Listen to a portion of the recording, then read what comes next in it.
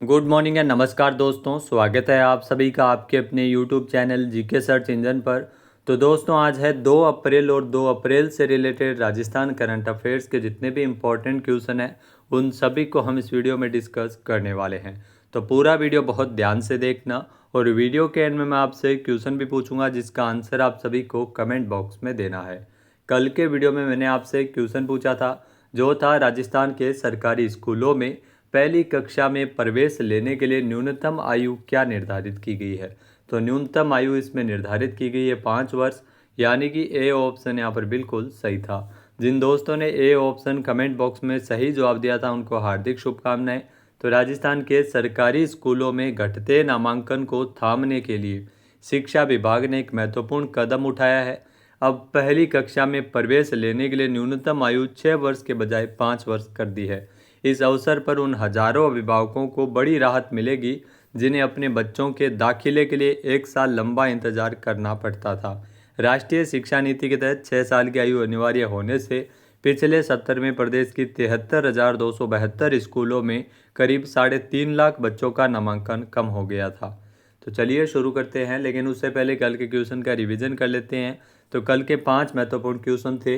प्रधानमंत्री E drive योजना के तहत राजस्थान में 262 स्थानों पर कुल 591 इलेक्ट्रिक व्हीकल चार्जिंग स्टेशन लगाए जाएंगे। नेक्स्ट है 5वीं open central Asian handball championship में भारतीय पुरुष टीम में राजस्थान के लोकेंद्र सिंह राठौड़, मान सिंह शेखावत, अश्लेष पंवार और वीरभद्र सिंह का चयन किया गया है।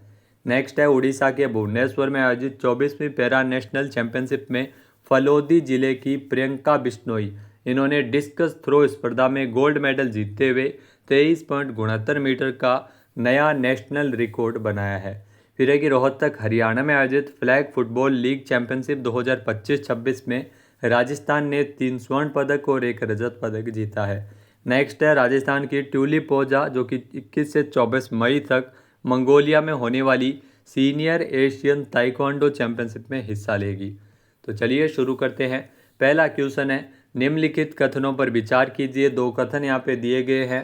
पहला कथन है कि अलवर की जो ऐतिहासिक सिलीसेट झील है जिसको प्रदेश की सबसे आदर्श आर्द्र भूमि यानी मॉडल वेटलैंड के रूप में विकसित किया जाएगा, जो बिल्कुल सत्य कथन है।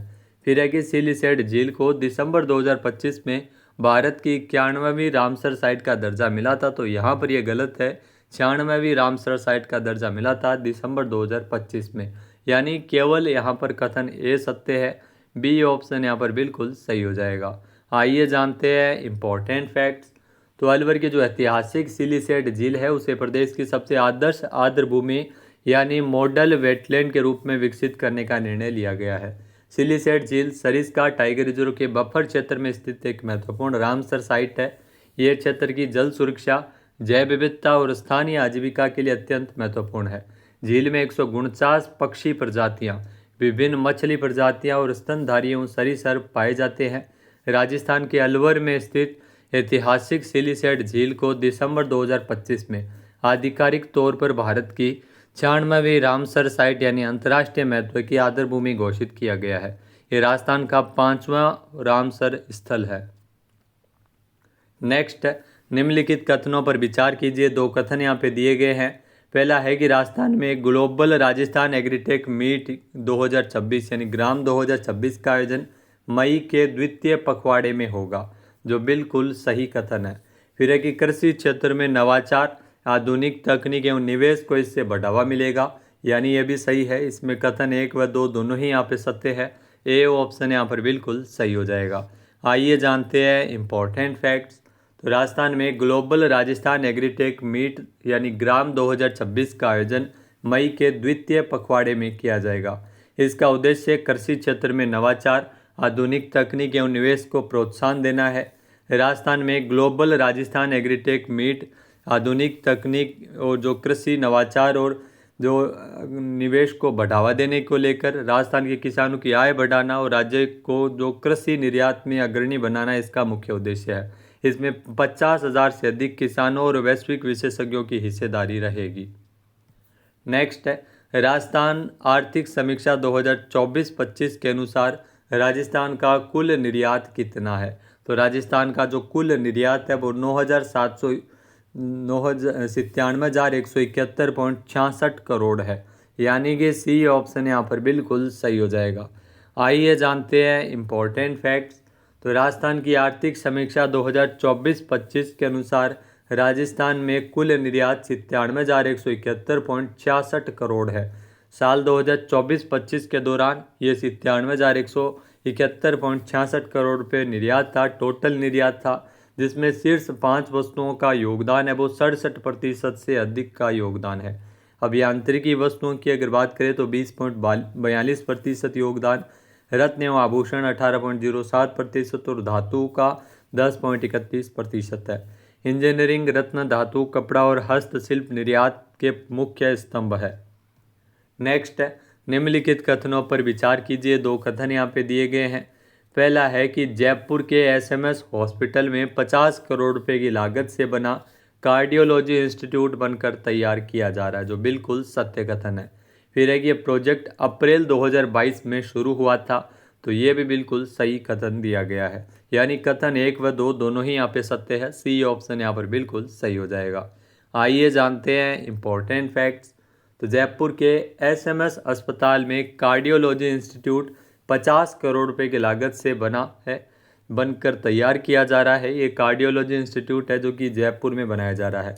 कोविड-19 के बाद दिल की बीमारियां बढ़ गई थी और इस संस्थान को एक ही छत के नीचे संपूर्ण इलाज मुहैया करवाने के लिए डिज़ाइन किया गया था। इस सुविधा केंद्र में 250 बेड, 5 मॉड्यूलर ऑपरेशन थिएटर और रोबोटिक एंजियोप्लास्टी जैसी अत्याधुनिक सेवाएं इसमें शामिल है। ये प्रोजेक्ट अप्रैल 2022 में शुरू हुआ था। नेक्स्ट है, राजस्थान के कितने जिलों की सीमाओं को कवर करते हुए 40,000 करोड़ रुपए से अधिक की लागत से 4 ग्रीनफील्ड एक्सप्रेसवे का निर्माण किया जा रहा है। तो राजस्थान में 17 जिलों की सीमाओं को कवर करते हुए लगभग 40,000 करोड़ से अधिक की लागत की 4 ग्रीनफील्ड एक्सप्रेसवे का निर्माण किया जा रहा है। आइए जानते हैं इम्पोर्टेंट फैक्ट्स। तो राजस्थान में 17 जिलों की सीमाओं को कवर करते हुए तकरीबन 40,000 करोड़ के अधिक की लागत की 4 ग्रीनफील्ड एक्सप्रेसवे का निर्माण किया जा रहा है। ये जानकारी केंद्रीय सड़क परिवहन और राजमार्ग मंत्री नितिन जयराम गडकरी के द्वारा दी गई थी संसद में। देश भर में 35 ग्रीनफील्ड एक्सप्रेसवे बन रहे हैं, जिनकी कुल लंबाई है वो 10,196 किलोमीटर है। राजस्थान में वहीं 4 ग्रीनफील्ड एक्सप्रेसवे का निर्माण 40,520 करोड़ रुपए की लागत से किया जा रहा है, जिसकी कुल लंबाई 1190 किलोमीटर है।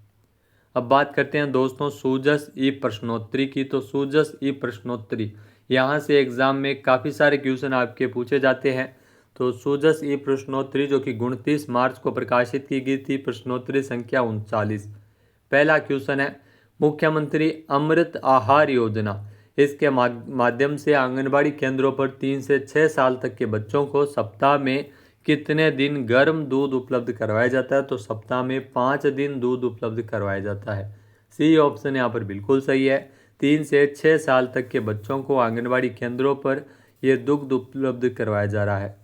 फिर है कि पीएम कुसुम योजना, जिसके नियमों के तहत 33 केवी ग्रिड सब स्टेशन से 5 किलोमीटर के दायरे में अधिकतम कितनी क्षमता का सोलर प्लांट स्थापित किया जा सकता है? तो इसमें अधिकतम 5 मेगावाट क्षमता का सोलर प्लांट स्थापित किया जा सकता है टोटल, यानी कि सी ऑप्शन यहाँ पर बिल्कुल सही हो जाएगा। नेक्स्ट है प्रधानमंत्री मातृ वंदना योजना, इसके प्रभावी क्रियान्वयन के लिए राजस्थान जनवरी 2026 की मासिक रैंकिंग में देश में किस स्थान पर रहा था? तो राजस्थान की ध्यान रखना प्रथम रैंकिंग रही थी पूरे देश में। ए ऑप्शन यहाँ पर बिल्कुल सही है। नेक्स्ट है राजस्थान सरकार के उस ड्रीम प्रोजेक्ट का नाम क्या है जिसका उद्देश्य स्थानीय उत्पादों को प्रोत्साहित कर जिलों की आर्थिक समृद्धि को बढ़ाना है? तो इसमें ध्यान रखना जो इसका प्रमुख उद्देश्य है पंच गौरव कार्यक्रम का जो ड्रीम प्रोजेक्ट है सरकार का, जिसका उद्देश्य स्थानीय उत्पादों को प्रोत्साहित कर जिलों की आर्थिक समृद्धि को बढ़ाना है। सी ऑप्शन यहाँ पर बिल्कुल सही है। नेक्स्ट है राज्य में ब्लॉकचेन, साइबर सिक्योरिटी, एआई और क्वांटम कंप्यूटिंग के लिए किस नाम से सेंटर ऑफ फ्रंटियर टेक्नोलॉजीज की स्थापना की जा रही है? तो ये भी इम्पोर्टेंट है और एग्जाम में ज़रूर क्वेश्चन पूछा जा सकता है। तो ये ध्यान रखना ब्रह्मगुप्त नाम से सेंटर ऑफ फ्रंटियर टेक्नोलॉजीज की स्थापना है वो की जा रही है। बी ऑप्शन यहाँ पर बिल्कुल सही है, जो कि ब्लॉकचेन, साइबर सिक्योरिटी और एआई और क्वांटम कंप्यूटिंग के लिए ये centre of frontier technologies Brahmagupta के नाम से स्थापित होगा।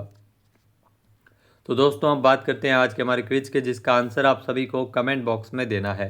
तो आज का क्विज है राजस्थान की ट्यूलिप ओजा, जो कि 21 से 24 मई तक कहां पर आयोजित होने वाली सीनियर एशियन ताइक्वांडो चैंपियनशिप में हिस्सा लेगी। एक बार फिर से सुनिएगा, राजस्थान की ट्यूलिप ओजा जो कि 21 से 24 मई तक कहां आयोजित होने वाली सीनियर एशियन ताइक्वांडो चैंपियनशिप में हिस्सा लेगी। सही आंसर आपको कमेंट बॉक्स में देना है। और अगर ये वीडियो आपको पसंद आए तो इसे आप लाइक और शेयर करना बिल्कुल ना भूलिएगा। चैनल पर नए जुड़े हो, सब्सक्राइब नहीं किया है तो भी सब्सक्राइब बटन पर क्लिक करें। इस वीडियो की जो पीडीएफ फाइल है वो आप वीडियो के डिस्क्रिप्शन बॉक्स से डाउनलोड कर सकते हैं। क्वेश्चन आंसर आप वोट करके भी कर सकते हैं। वीडियो देखने के लिए धन्यवाद। जय हिंद, जय भारत, जय राजस्थान।